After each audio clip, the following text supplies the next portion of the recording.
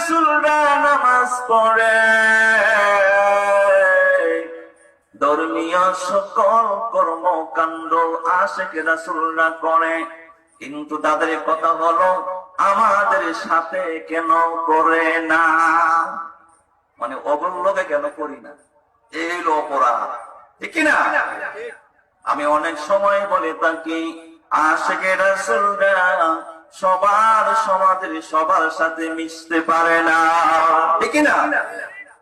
তেল আর পানি দুইটার সাথে মিশাইতে পারবেন? পারবেন না।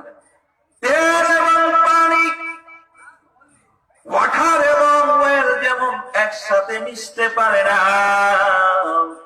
সমাজ এবং আশিক রাসূল একসাথে মিশতে পারে না। সামাজিক উঠা বসা, ব্যবসা বাণিজ্য, কথাবার্তা মিশতে পারে, কিন্তু হাকিকতে ধর্মীয় ক্ষেত্রে ধর্মীয় বিষয়, ভাব গাম্ভীর্যের বিষয় তোমাদের সাথে আমাদের এক হওয়া যায় না। কারণ কি হলো ভাইয়েরা আমার,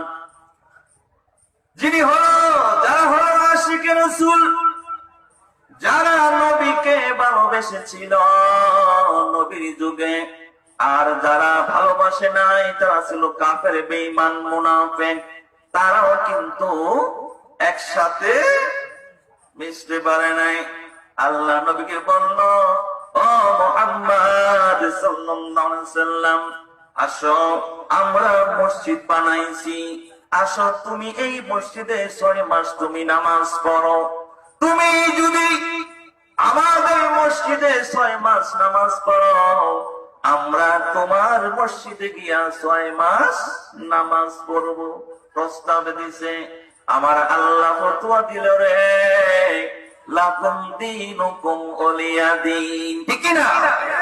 তোদের নামাজ, তোদের মসজিদ, তোদের সবকিছু হইল আলাদা, তোদের ধর্ম তোদের কাছে আর আমার ধর্ম আমার কাছে। ঠিক তেমনি ভাইরা আশিকে রাসূলরা ব্যবসা বাণিজ্য, চাকরি বাকরি, দোকানপাট, উঠা বসা সব কিছুই তোমাদের সাথে করে, কিন্তু মূল কিছু বিষয় তোমাদের সাথে করে না, ঠিক না? ওইখান থেকে, কারণ ওইটাও মসজিদ, ওইটাও মসজিদ। প্রস্তাব দিচ্ছে, আসো 6 মাস নামাজ পড়ো, একটা নামাজ পড়লে আমরাও তোমাদের ঘরে নামাজ পড়বো। আল্লাহ ফতোয়া দিচ্ছে, ফতোয়া কে দেয়? আল্লাহ ফতোয়া দেয়, আমার মতো 2 পাতার মৌলবী ফতোয়া না, ঠিক না? আল্লাহ ফতোয়া দিলেন, লাকুম দীনুকুম ওয়ালিয়া দীন। যাবে না, তোর মসজিদ তোর কাছে, তোদের ধর্ম তোদের কাছে, আমার ধর্ম আমার কাছে। ভাইরা